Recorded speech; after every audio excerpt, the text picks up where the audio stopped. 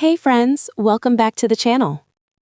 Alright, let's get into it, because this one needs unpacking. Robyn Brown has not been entirely truthful, and there's actual footage that backs this up. For years, she openly said that the sister wives should be comfortable showing affection with Kody in front of one another. That wasn't a rumor, that was her stance. There's a clip from 2019 that proves it. That was the last Valentine's Day the Brown family spent together, at least as a whole group. They were living in Flagstaff at the time, newly moved in, trying to make things festive. They had a big Valentine's dinner with fondue, Kody brought bouquets for all the wives, and everyone was gathered together. In the middle of preparing for that dinner, Robyn walked right up to Kody, while he was holding one of the kids, and kissed him on the lips. Later, she brushed it off, saying it was just a quick kiss, and that she believed everyone should be able to do that. No big deal, according to her.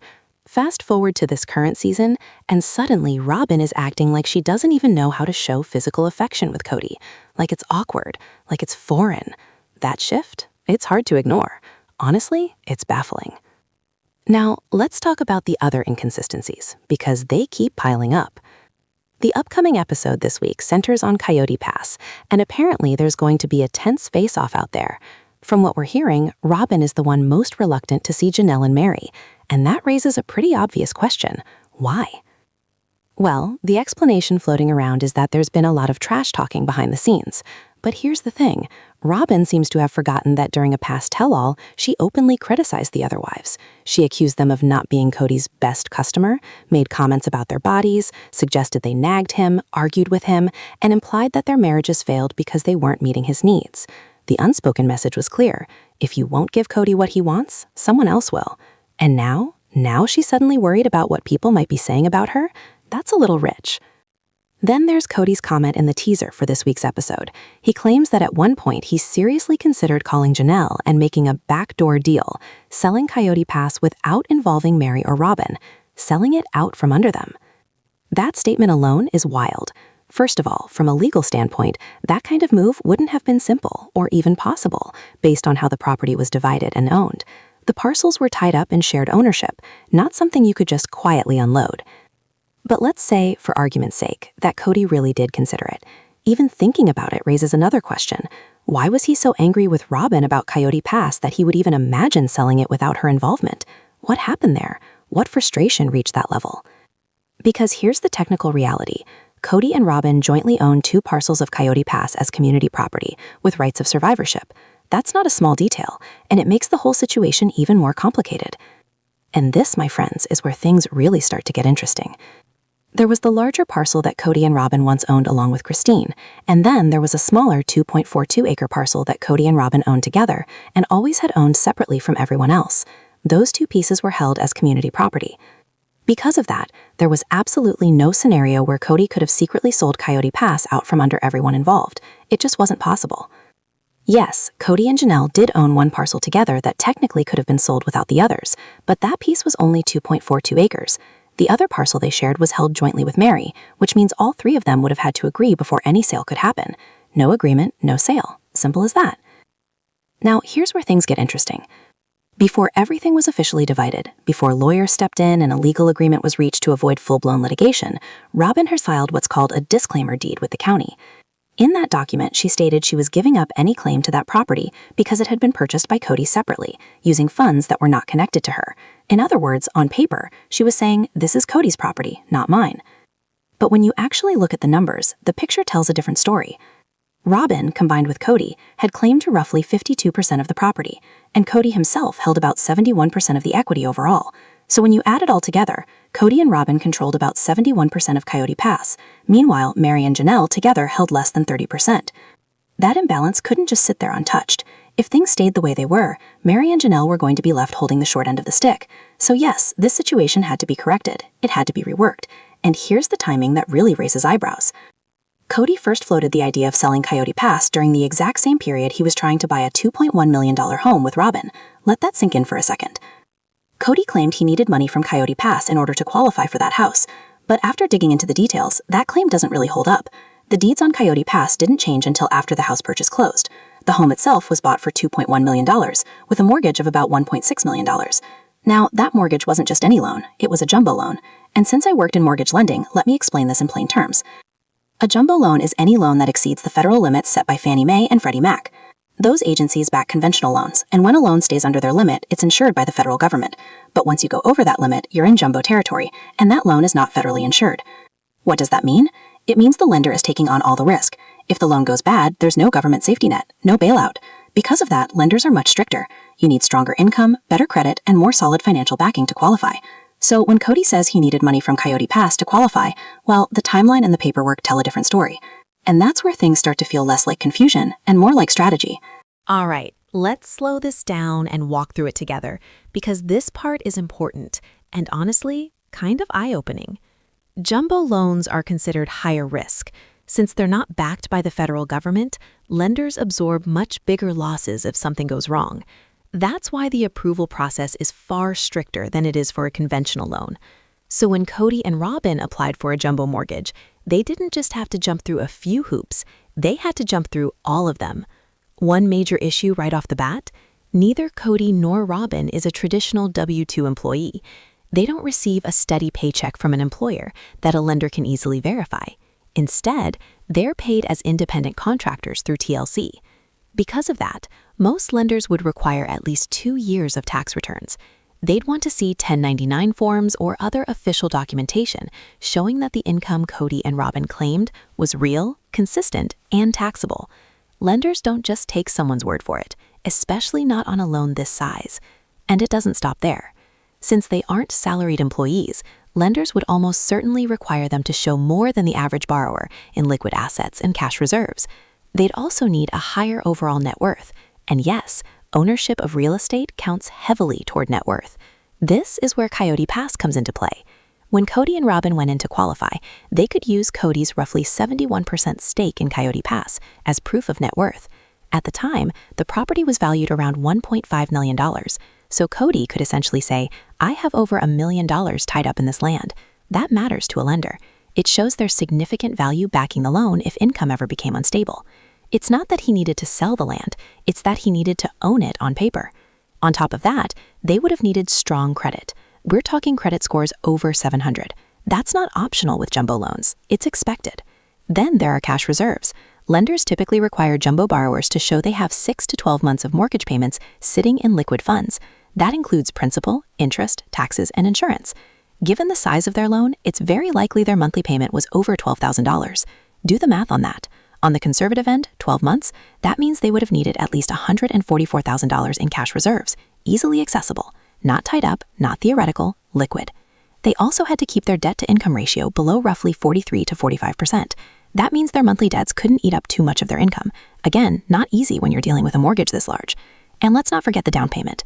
They had to come up with $420,000 just to close the deal. Now here's another piece that often gets overlooked. Kody and Robyn could also use the home they were living in at the time, the so-called hash knife house, as part of their financial picture. That property added even more value to their overall net worth. So when you step back and look at all of this, it becomes pretty clear. Coyote Pass wasn't about selling land to buy a house. It was about using that land as leverage, and that distinction makes all the difference. They could also tell the lender, we have equity in the home we're currently living in, and that counts as another asset. And yes, that kind of equity absolutely boosts your overall net worth on paper. That home eventually sold for about $1.75 million. At the time of the sale, they still owed roughly $700,000 on it. So when all was said and done, they walked away with close to $1 million. Realistically, somewhere in the $800,000 range after everything settled. So when you combine the equity from that house with the value of Coyote Pass, Kody and Robyn were effectively telling the lender, we have about $1.8 million in real estate equity that belongs to us. And that's exactly how Coyote Pass was used, not as cash, but as leverage to qualify for the loan. Now here's the key point, and this is where the real conflict between Kody and Robyn comes in. The argument was not about needing money from Coyote Pass to pay down the mortgage. That simply wasn't true. If it had been, the lender would have required them to sell Coyote Pass before approving the loan. That's standard practice. But that didn't happen. So Kody and Robyn close on their new house. About a month later, the Hash Knife Trail home sells. They cash out the equity, use part of it for the down payment, and move on. At that point, they no longer own the old house, but Coyote Pass is still sitting there, unresolved. Here's where things get tense. Because Kody and Robyn were claiming over $1 million in equity tied to Coyote Pass, that land mattered a lot. And since they're legally married, Robyn has to agree to any major decisions involving property. So let's say Kody decides, I'm going to add Meri and Janelle to the parcels that Robyn and I own together. He can suggest it, but Robyn can absolutely say no. And legally, she'd be within her rights. Why? Because those parcels were held as community property with rights of survivorship. That means Robyn owns them outright alongside Kody. She is not required to give up her equity so that Kody can redistribute it to the other wives. She can also block any sale of a parcel that has her name on it, period. Robyn publicly claimed she didn't want to move forward until everything was fair. But here's the thing, when she said that, it really sounded like she meant fair for me. Because from a legal standpoint, Meri and Janelle were getting their fair share based on the agreements worked out by the lawyers. This wasn't guesswork or favoritism. It was negotiated, documented, and structured to avoid court. The final agreement ended up like this. Kody and Robyn would take 50%, Janelle would receive 25%, Meri would receive 25%. Clean, even, legally sound. And yet, even with that on the table, Coyote Pass remained a battlefield. Kody and Robyn's share would go to them as community property with joint rights of survivorship. Now, that phrase may sound technical, but what it really means is this. If Kody were to pass away, Robyn would automatically become the sole owner of that property. No probate, no splitting assets, no obligation to share with anyone else. And yes, that includes Kody's other children. By structuring the property this way, Robyn effectively blocks all of Kody's kids from any claim to that asset. The property passes directly to her, full stop. She wouldn't have to divide it with children from other marriages, and she wouldn't have to negotiate with anyone. Now, imagine if the property had been held a different way, say, as joint tenants without survivorship protections. In that case, if something happened to Kody or if the marriage ended, up to 50% of his portion could go to his children, with the rest split among heirs. Robyn would still receive her share, but she'd have to share the rest. And that's exactly what she wanted to avoid. Unless Kody has a very clear and ironclad will, and even then, those things can be contested, Robyn would potentially have to fight not just her own children's claims, but the claims of Kody's children with other wives. From her perspective, this setup eliminates that risk entirely. And this is where the pattern becomes hard to ignore. It's not just Coyote Pass. The current house Kody and Robyn live in was purchased under a trust that lists only the two of them. No Meri, no Janelle, no children, just Kody and Robyn. That means the home is legally locked away from everyone else. Again, if Kody were to pass, Robyn gets everything tied to that trust, unless separate trust documents say otherwise. When you line it all up, the motivation becomes pretty clear. This has never been about fairness for the family as a whole. It's been about control and money. Now let's get to the heart of the fight, because this is where all the tension actually comes from. For Robyn to agree to sell all of the properties and accept the split that Kody, Janelle, and Meri negotiated with their attorneys, she had to give something up. A lot, actually. Under the original structure, Kody and Robyn controlled about 71% of the equity. Had they walked away under those terms, the two of them would have taken roughly $1.65 million. But under the final agreement, they walked away with about $750,000. That means Robyn had to agree to give up roughly $315,000 in equity.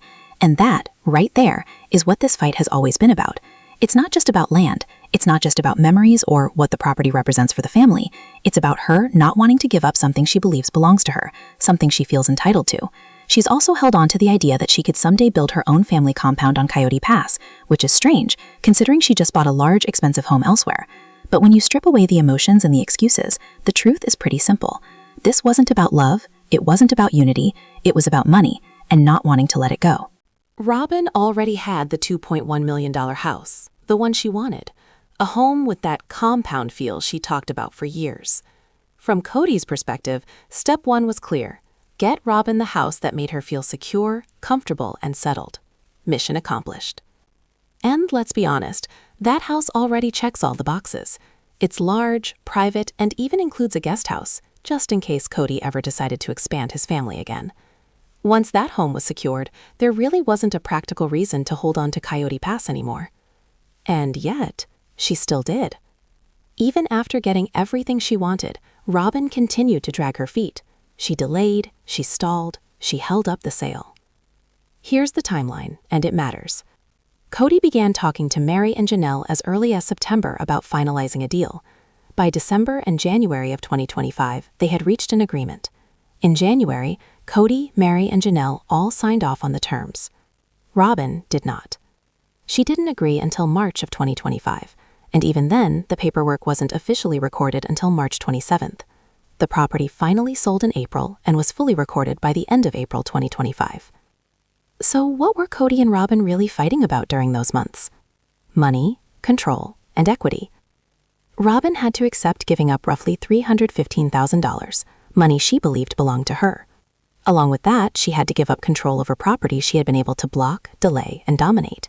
And she wasn't willing to do that easily, so she stalled. Now, let me wrap this up clearly in case all the numbers made your head spin. In January 2025, Kody, Meri, and Janelle agreed to a deal. The agreement was always the same. Kody and Robyn would receive 50%, Janelle would receive 25%, Meri would receive 25%. That was fair. It was legally fair, financially fair, and agreed upon by everyone, except Robyn. Robyn kept saying, "I won't sign until it's fair," but it already was. She didn't sign because she was fighting over money. She didn't sign because withholding her signature gave her power over Kody. She didn't sign because she didn't want to give up what she believed was hers. And history supports that pattern. This is the same woman who once claimed Janelle never contributed money toward a down payment, only for Kody himself to later admit that Janelle absolutely did. This is the same woman who denied owing anyone anything, and now she was digging in her heels over $315,000. In the end, fair didn't mean fair to everyone. It meant fair to Robyn. And that, right there, is the real story behind Kody and Robyn's fight over Coyote Pass. Let me know what you think in the comments below. If this helped clarify things, give the video a thumbs up. Make sure you're subscribed, and don't forget to click the bell so you never miss an update. Thanks so much for watching. Bye, friends.